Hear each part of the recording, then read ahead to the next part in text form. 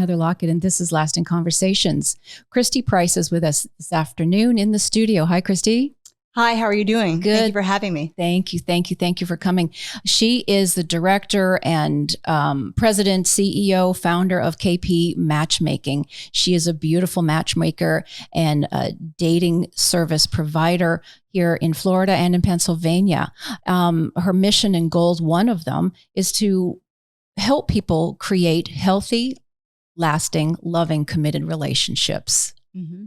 So tell us more about that, because as we know, something about the dating scene and relationships can really cover a lot of ground. And where is it that you find that you set yourself apart? Because there are apps, and then there are other dating services, and there's the bar scene and all these different scenes. And then there's Netflix for weekend after weekend by yourself. Right. So how do you help connect people in the best possible way? That's a great question. Mm-hmm. So the first part is to love yourself first and create a life that you love, so you attract the right kind of people. Right. So that's important, whether I'm doing coaching or the matchmaking piece, that, you know, you're whole, you're over your ex, and you're ready to move on. You're not trying to fill a void. That's where you get into trouble and get into the toxic relations, as we talked about. So I help people with the coaching piece, kind of creating a life they love, if it's after divorce or just maybe they've gone through a breakup, by doing things that are joyful for them, being grateful for what they have, and then going online. Some people, you know, do have success with online, but you have to create your profile, right? Set your boundaries, see the red flags when you're online dating, and then going out in public and just meeting people at a Starbucks or places like that, or a meetup group, or, you know, a similar interest is also really important, because bars are not the best place to meet people. You know, it happens, but I don't recommend it. You don't, at least you know that you have a similar interest with somebody if you're going to an event. And then the matchmaking piece is when people are just like, I don't have the time to go out there and meet people, or I'm just not meeting the right people. They hire me to find people that are mutually aligned with their life and relationship goals and interests and hobbies, and they make those introductions for them.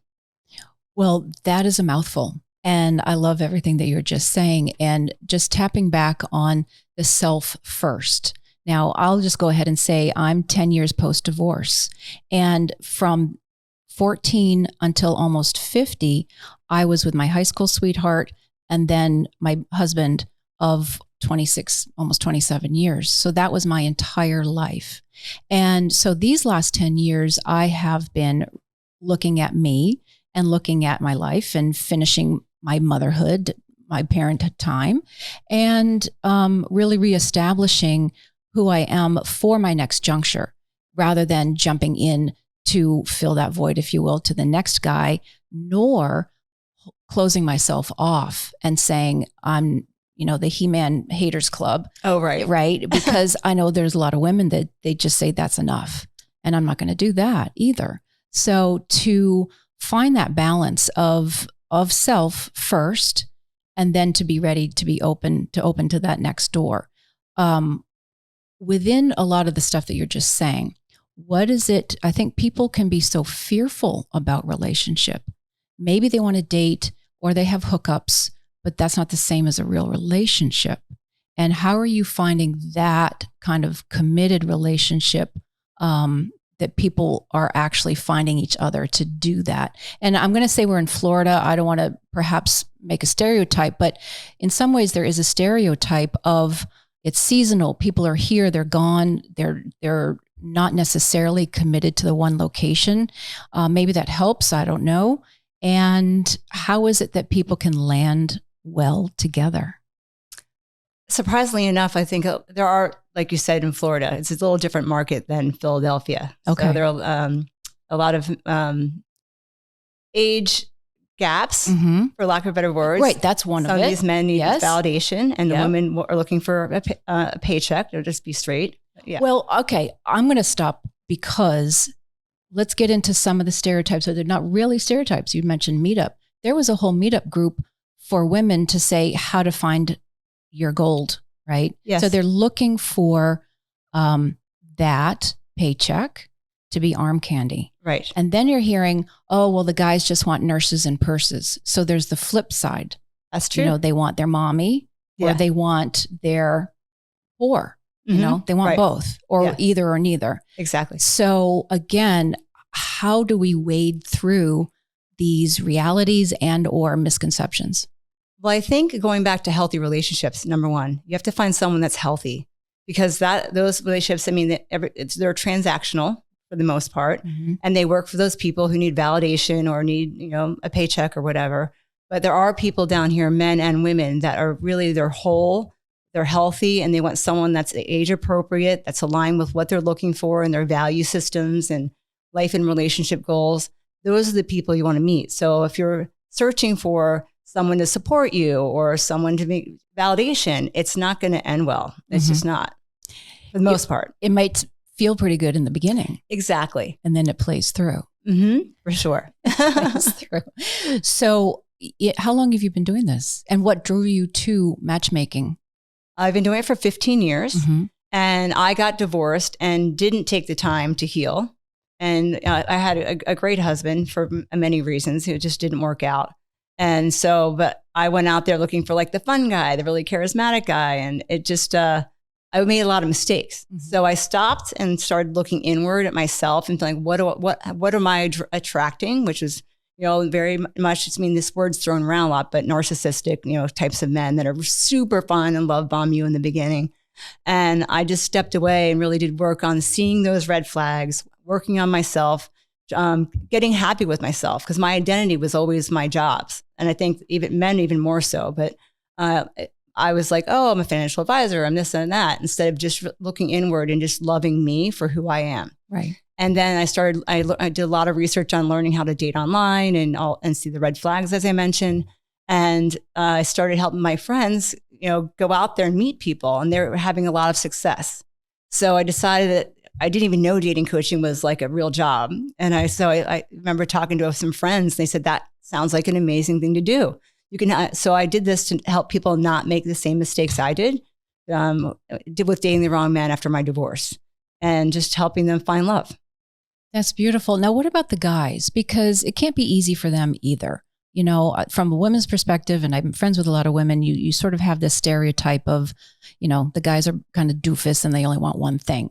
But really, they have the flip side also. And it can't be simple for the guys who are looking for that healthy, committed relationship. First of all, where are they? Hello. And second of all, from your vantage point, how are they doing in this age? It's tough. I actually have a lot more men than women I work with. Okay. That are looking for relationships and are having trouble meeting quality women that are aligned with what they're looking for. So it's not just women that are struggling out there. There are a lot of men out there as well that are struggling to find really good relationships.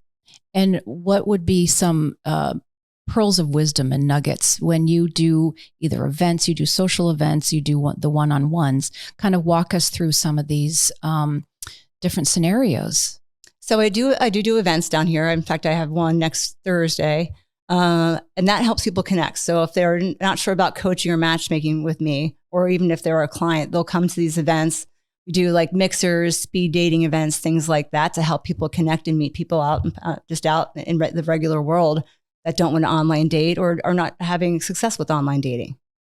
So I'm kind of my mind's going a few different directions. One is I've never really dated in my life. So that very word, if you see me twitch every once in a while, that's just my truth, because I would rather, I'm team organic. And what I'm giggling about is, say, my daughter or the 20-somethings who are used to the online, and that the dating world itself is different. And even where, well, we don't go out to dinner, or we don't go bowling, or we don't go on a picnic, because that is actually perceived as maybe too intimate first. Like you have coffee or you have a drink. And so they're younger people that apparently are shifting what dating even is, which is perhaps different than my come from, which is I'd rather be at meetup or rather be meeting somebody, doing something that I enjoy. So there's an activity built in. Yeah. So how are you finding, and in the course of your 15 years of your career, have there been changes like that? Yeah. I think so that the younger kids want to save an activity for after, they kind of go, yes, no, after coffee or drinks once or twice or 3 times. Yeah. Well, a lot of my clients actually love to do activities. Yeah. So that's what I figured. That's why we connect. You and I we've met a few times. We just connect because it's on that deeper level. Yeah. You want to do something. They'll go for a walk and coffee or go for a bike ride or things like that. Cause I think it's nice to have an activity. So all that pressure of staring at each other, like across, at a bar or coffee, is kind of lightened up. Plus you're connecting in a physical way, just walking or bike riding or going bowling, and it's fun. Right. And you're interacting with the rest of the world, which to me, you're really seeing how someone is in the world. Right. How do they treat their waitress, or what is it that they're like if they lose at pickleball, right? These are some of the tags that you can actually say, okay, this is cool, or maybe not.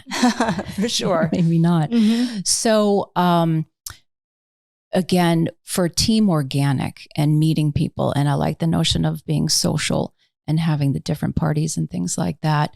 Is there something that, I know where I'm going, perfection, social media, the selfies, the Botox, all of the visuals that now we can be so used to. Where is that aligning or not aligning? And is that a different part of the world? I'm not even say the Botox world, but the stuff where I can see that there's a difference between what might be a real person, warts and all, physically, versus this strive to be, you have to be perfect and a 6-pack and a this and the boob lift. How are you finding this with your clients? Well, it's very prevalent with online dating. Mm-hmm. If they're trying to do online dating, all the filters, the body filters, the facial filters, it's like we're in a world that isn't real anymore. Mm-hmm. And that you go meet the person, they don't look like their photo. So right off the bat, you're being not truthful about who you are. And my clients are like, well, the first thing you see is someone's height or what they look like. An age range or all of that. Yeah. Right. So I think this whole world with the selfies are a little bit narcissistic. I can't stand them all day long. So that's a little bit of a red flag if you're, see somebody. But it's just become this, especially since COVID, this whole self-gratification, Facebook, like all this, this stuff to try to get attention. Mm-hmm. Mm-hmm. And how about conversation, or people are, from your clients, where is it, or where do you like to go? And maybe this gets more into the coaching part and that self-actualization or even conscious. What is it that really is that creation from within self that then you engage with somebody? That your clients can then learn. Maybe they haven't known how to do that. Maybe their parents hadn't modeled, or they hadn't come from a relationship where you're actually conversing back and forth with somebody. Yeah. And I see that really prevalently with the younger generation. So I help them with conversation tips and things like that. And active listening, let someone finish their sentence. Don't turn the conversation right back on you. And so for example, if you said you just went to Spain, what did you love about Spain? Ask a few questions. Well, this is what I loved. I was there too. So you have to build that rapport. Ask about interests, hobbies, things like that. Don't talk about exes. Right. Yeah, don't talk about exes. Unless and until it becomes part of that healthy, this is part of my life. This is my history. You're not trying to hide history, which is different than, everybody sucks, or he did me wrong, or she's a bitch, or whatever it is. So there's that balance as well. Mm-hmm. I just had a really great question, but go ahead. And I know it has to do, let's go with age. So there is either a truth or a perception about guys want the youngest possible. My own stepdad said that she's as young as I could get, and are you finding that's actually true? And then on the flip side, I'm sure there's women that, we get this thing called cougar, which doesn't seem fair, but let's just talk about age disparities. Where are you finding people are resonating on what that even looks like? I think most of my clients want to kind of be in the age range. So like 10 years up, 5 or 10 years down, depending if it's a man or a woman. But then also some people look really youthful for their age. So I say be open to the age. It's really about the person and the connection that you have with someone. But that is a thing that, and why we were labeled cougars, right? Or men sleep around and it's fine. And then we're called sluts if we do. It's crazy. It's such a double standard. Right. Yeah. But I think that if you want to have similar life experiences to have a long lasting relationship, and if someone's 30 years apart, I mean, sometimes it works and no judgment, but many times it doesn't, not long term. Well, that gets back into that healthy thing. And there's a different topic I have to say off microphone with you later. So I think where are some areas that perhaps I'm not covering that might be a great tool for our listeners? I think to stay positive. I see so many people just get so discouraged, especially with online dating. And it really is a numbers game until you find the one. So you have to get out there. You have to create opportunities. If you're sitting at home and just, behind your computer, which a lot of people work remotely, you're not going to meet people. Right. So I really push my clients, especially my coaching clients, because my matchmaking clients, I'm doing it for them, to get out, go to meetup groups, go to professional events, just get out and meet people. And even on the street, put your phone down and be present. I think that's the biggest thing of all. The phones are great, but to be present and to look up and engage with somebody and not to be afraid of engaging with somebody who's at the grocery store or whatever. And is there something else where we mentioned about Pennsylvania versus Florida. What do you have for us Floridians or other areas that are kind of vacation spots or these transient feeling kind of places, perhaps? That's a great question. So with Florida, I think it's just getting out there. There's so many activities and you can meet people at events. I mean, there are events all the time. I mean, it's slowing down now, but there are definitely events every weekend and things to do and just being open. So Florida is such a great place if you just make eye contact with somebody and smile just to meet friends. So I moved down here to expand my business 2 years ago. And within 2 weeks, I met my best friend and a lot of people. So it's about being present, engaging with others and not being fearful of rejection. So, I mean, if someone rejects you, it doesn't mean that you're a bad person. You're just not their style. So you have to get out of your comfort zone and get out there and talk to people and meet people. Thank you. That's a beautiful thing too. And maybe circling back to, I will say it feels like women are more afraid, and that could be part of a societal thing. We're afraid of our age. And some people state statistics to say, well, if you're this age, then you only have these 10 guys available somewhere in the haystack. And so the self-confidence can feel a little taxing sometimes, or there's a nervous factor to, again, make that match or to say to yourself, no, there is somebody out there for you. But so again, what would you say to an older population that is perhaps gun shy? That's a great question, especially down here, because I see it a lot. People are like, oh, you should just stay with somebody because they're a good person and maybe you're, not in love with them, but it's hard to find men down here it's all about your energy. So if you have bad energy and you're worried and you're feeling bad about yourself, you're not going to attract the right one. And I believe there's someone for everyone. Is it true that there are more men here than women and women than men? Yeah, in women Florida? than men. Yes. But there's always the key person. And if you're not keeping your elevation up and your frequency up and you're positive, you're not going to meet them. I think that's very true. So from your perspective, what does that mean? For perhaps somebody might not know, what does she mean by frequency? What does she mean by vibration? What does she mean by any of this? So energy, like positive energy attracts positive energy and keeping your elevation up. So if you walk into a room and you're like hunched over and you're looking down, first of all, you're not going to meet anyone. So people are attracted to people that are smiling and have good energy. That's just a fact. And that's across, the universe or the world. The stuff that radiates from us. Yes. Right. Some people radiate anger or they radiate fear or they radiate maybe a combination. Right. Or they radiate joy and effervescence. Right. Yeah. And that attracts people. People want to be around happy people. Right.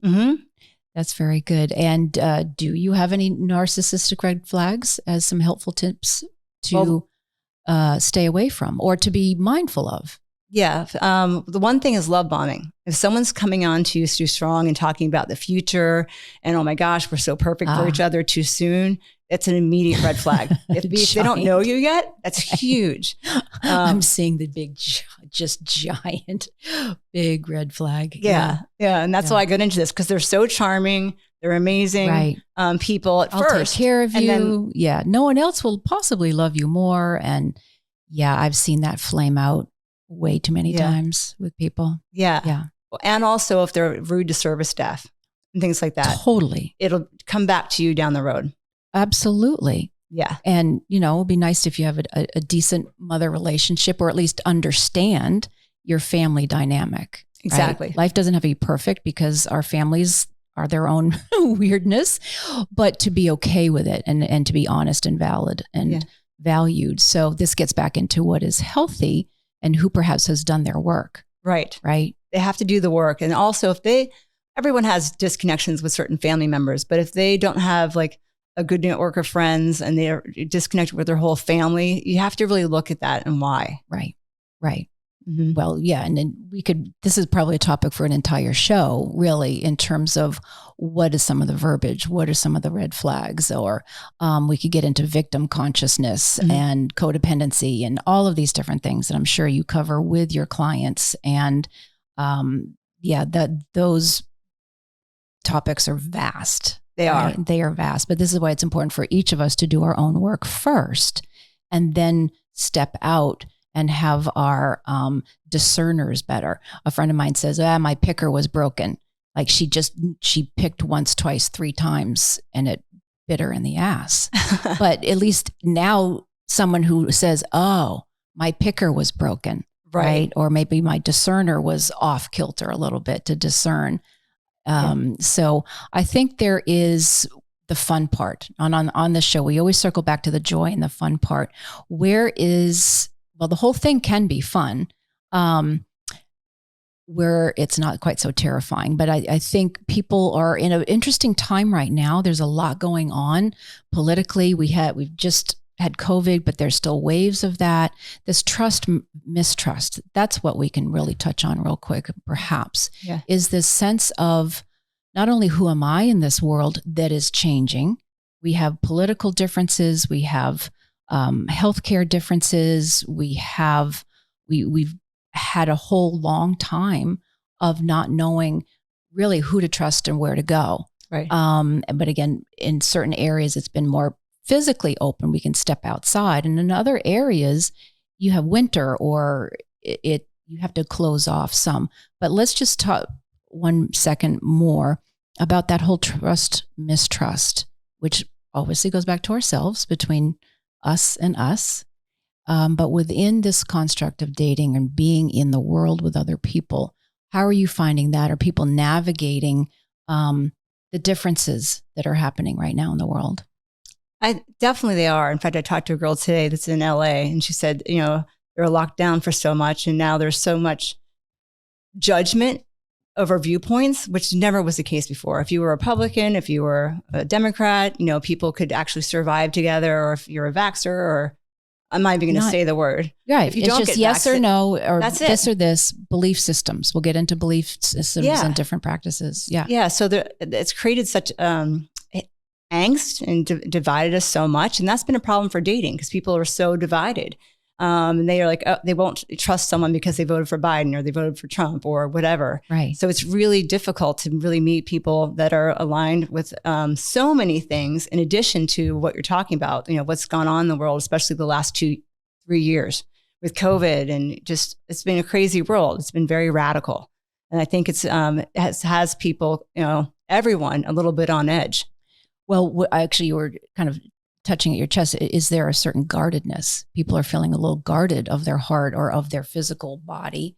Yeah.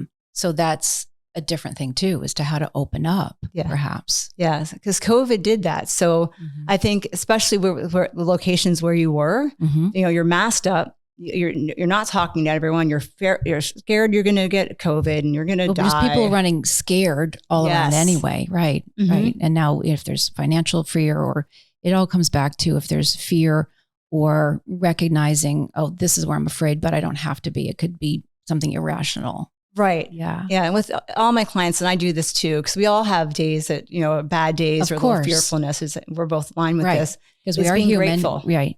Yeah. I'm sorry. Go ahead. Yeah. And just being grateful for what you have now and being present. And, we create our own worry and stress, and it's usually not really valid.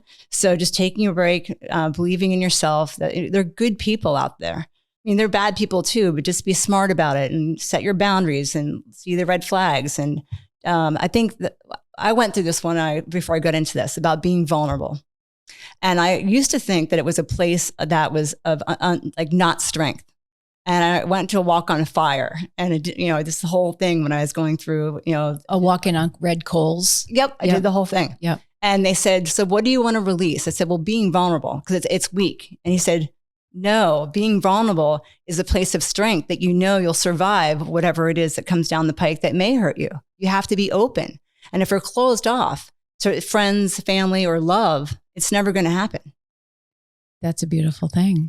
And I remember actually in the height of my own heartbreak that there was a mentor at the time that said, you have to be able to let your heart be broken again and again and again. And at that moment, it was like, yeah, I don't think so. Yeah. So, but that gets into that guarding. If we're not vulnerable enough to, to really go there. Right. Right. Mm-hmm. And, but I think to circle back with, basically people are great. They just are. But yeah, there are some jerks in the world too, and how to kind of suss out the who's who. And I'm sure that even within your own clientele, you don't just take anybody. No. Do you want to walk us through that a little bit? Sure. So every client that I work with, I do an initial consultation for, and I make sure that I'm aligned with who they are, number one, because if I don't get my clients, I can't help them. Or if they won't do the work, I can't help them. So I do a background check too, especially here in Florida. So to make sure that they're good people and they don't have criminal backgrounds, and then just go through a whole interview process, learning about their value systems, what they're looking for in a partner. I work with people that want monogamous relationships. So that's important too. If they're looking for other things, that's fine. I don't judge people, but that's not what I work on. So, right. And then, so it's just about getting to know who they are, what makes them tick. Are they over their ex yet? Or are they still talking about them all the time in a bad way? And see if they're ready for a relationship. That's beautiful. And I think now I'm remembering there was something that when you were talking a couple minutes ago, the list, right? The checklist. Do you find that some people, and maybe it's women mostly, because we just hear about that a lot, that the list is so long that you're really cutting yourself off? Yes. I had a woman come to me with like 30 things on her list. I'm like, your top 3 or 5. You can't have everything in one person. That's why we have friendships and we have other relationships. So if you're looking for everything in one person, it's not going to happen usually. So you want to, the top 3 to 5 things are really important. And then the other stuff you have to filter out a little bit and see what they like. So I like active, positive minded singles. That's who I work with. So most of the people that come to me, they want that, good values, honest. I mean, that's just across the board. And so things, good communication, all those kind of things. Right. That's just, I love it. I think that there's room for everybody who wants to have someone in their life. There's room for that. And of course, I look forward to that myself, and without any weirdos. So that's top of my list. No weirdos. So Kristi Price, thank you. So where can we find you? What are some of the fun things that are happening? You've got different events, and you've got the 2 different states, Pennsylvania and Florida. Yeah. So we have a lot going on. We have an event coming up on the 4th in Florida at Stressa Restaurant. It's going to be a little speed dating event. And then we have an event in Philadelphia, a social dance thing we're doing, which will be fun on the 3rd. I love that. I used to love ballroom dancing. So yeah, that's going to be a lot of fun. I think more studios are opening, so I'm happy about that. Yeah. And then I'm actually doing a biohacking play date at the biohacking conference in Orlando on June 22nd, I think, at 6:00. Oh, wow. What's that going to do? How does that look? It looks amazing. It'll be about 200 people that go to the biohacking conference that are single. And we're doing like a little not speed dating, but we're doing an icebreaker. We're going to give questions so people kind of move around their groups. So it'll be really fun. So everyone will be able to connect. That's very cool. Kristi Price, thank you so, so much for being here. Yeah. And then if people want to get a hold of me, it's kpmatchmaking.com. And if they want to do a free consultation on there, just for a phone call to ask about services or a little bit of advice, they can book it right on my website. And do you have Facebook and social? Yes. It's at Matchmaker Kristi D Price for Instagram, and KP Matchmaking for, Facebook. Cool. Kristi, thanks so much. Happy springtime. Happy summertime. It's going to be a beautiful season. This is fun, Heather. Thank you so much. Thank you. And thank you for listening. Please be sure to like, follow, review, and share this podcast. And if you'd like to be part of the conversation, send emails to podcasts@lastingconversations.com and follow us on Facebook. This is Lasting Conversations. We get to the heart of everything.